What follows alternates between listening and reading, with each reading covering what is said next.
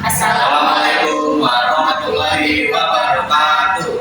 Waalaikumsalam warahmatullahi wabarakatuh. Halo, kami dari kelompok 1. Perkenalkan, nama saya Alifah Nosbahan.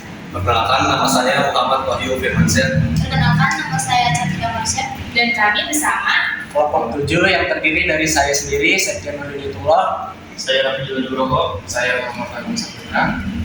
Dan untuk hari ini materi kita adalah tentang BPHTB. Nah, untuk Mas Wahyu ini dari pandangan Anda, apa sih itu pengertian tentang BPHTB yang Mas Wahyu tahu?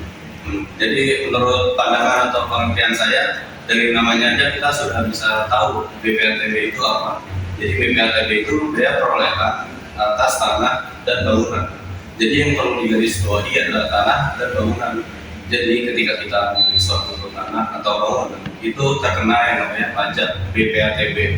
Nah, contoh gampangnya itu ketika kita membeli suatu tanah atau bertransaksi di tanah atau bangunan, kita harus membayar pajak ke pemerintah daerah. Nah, contoh gampangnya, Mas, namanya siapa? Saya Jadi Mas Agung, misal saya membeli tanah Mas Agung. Jadi yang tadinya nama sertifikat tanahnya itu Agung, Mas Agung.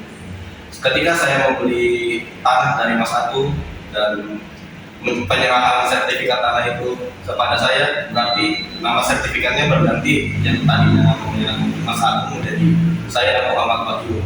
Nah, di situ saya harus membayar BPHTB atau pajak ke pemerintah daerah. Nah, kenapa Mas Agung juga bayar BPHTB? Karena di BPHTB itu objek pajaknya hanya untuk pembeli tanah, bukan penjual tanah. Nah, seperti itu menurut pandangan saya. baik, terima kasih atas penjelasan dari Mas Wahyu.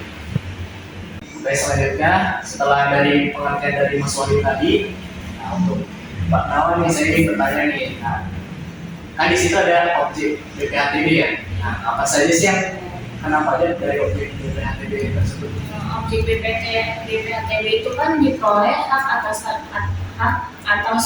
tanah atau bangunan yang terjadi karena adanya yang pertama ada jual beli, terus tukar tukar, hibah, sama warisan. Itu contoh sederhananya, kalian bisa membeli rumah orang lain seharga 500 juta. Itu termasuk dalam objek BPHTB jual beli. Terus ada juga kalian mendapatkan warisan rumah dari orang tua, itu termasuk objek BPHTB warisan. Oke, terima kasih atas penjelasannya, Pak Nawan. Nah, kalau tadi yang disebutkan objek BPHTB yang kena pajak, kalau yang tidak kena pajak? Jadi objek pajak yang tidak dikenakan BPHTB itu yang pertama ada perwakilan diplomatik. Jadi itu tanah atau bangunan yang dipakai oleh kedutaan besar, terus konsultan atau perwakilan negara asing. Jadi contoh gampangnya itu kedutaan dari Amerika nih, misalnya mereka ke Jakarta, terus beli tanah untuk kantor kedutaan, nah itu tidak dikenakan BPHTB. Nah, contoh yang kedua itu untuk kepentingan ibadah atau keagamaan.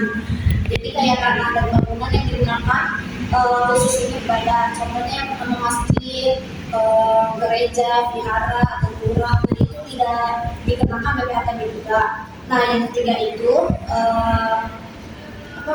untuk karena wakaf. Nah, jadi itu tanah yang diberikan dari orang yang sudah meninggal untuk kepentingan umum, kayak diwakafkan untuk rumah sakit atau sekolah keagamaan, itu juga bisa. Jadi nggak dikenain BPHTB. Nah, mungkin cukup segitu aja contohnya. Terima kasih atas penjelasannya. Selanjutnya kan tadi ada objek yang tidak kena pajak. Nah, siapa aja yang wajib bayar pajak BPHTB itu? Jadi yang wajib bayar objek BPHTB itu yang beli tanah atau dia yang bertransaksi di tanah itu. Jadi si pembelinya harus bayar BPHTB itu. Seperti itu. Kalian tahu nggak sih berapa sih tarif dari pajak BPHTB? 5% sih dikurangi dari NPWP. Nah, NPWP itu apa? NPWP TKP itu setahu saya nilai perolehan objek pajak yang tidak kena pajak. Nah, untuk rumusnya sendiri apa aja sih rumusnya? Rumus sederhananya? Rumus sederhana BPHTB. Ya.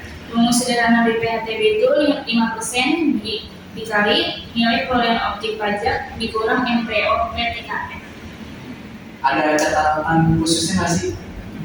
Ada untuk waris atau hibah usia itu keluarga saudara dikali 50%. Jadi 5% kalau dia hibah atau warisan, dia 5% dikali 50% dulu. Nah baru dikali harga jual atau NPOP-nya. Kalau ada hibah itu dikali 50%. Iya. Terima kasih atas penjelasan. Sekian dari kelompok 1 dan 7, kurang lebihnya mohon maaf apabila ada kesalahan. Wassalamualaikum warahmatullahi wabarakatuh.